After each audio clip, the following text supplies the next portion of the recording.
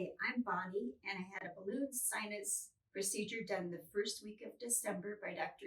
Can, and I wanted to give an idea what happens during the procedure.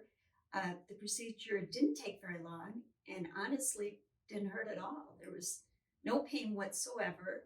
A little pressure when they would open some sinuses, but definitely no pain. Um, the office staff and Dr. Secan, you couldn't find anyone nicer. They explain everything thoroughly and they're extremely nice. So I would highly recommend Dr. Secan and his staff. Um, After the procedure, the only thing I felt when I sat up was a very dry throat, and it felt like a little hard to swallow. And I think it probably was because of the medicine that went down your nose to numb it. Uh, Probably had an effect on my throat. But took a drink of water, went home, no problems whatsoever. Of course, it is drainage and you have the bandage on it.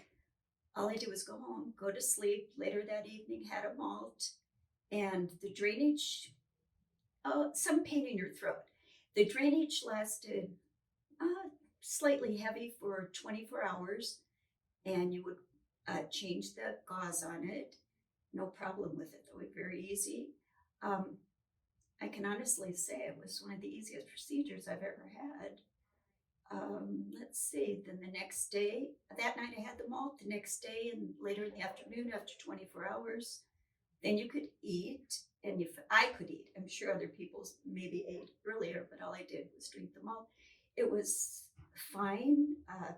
The drainage was lessening, and probably by the second day, there wasn't any drainage. When you could start to use the sinus rinse, that was very nice and that was very helpful. But all in all, the procedure has gone wonderful. I definitely do not have as much congestion. I can breathe easier. And I just think I would recommend it to anyone who has the problems like I did, which was just couldn't breathe hardly and always congested, always drainage. And actually, that's pretty much gone.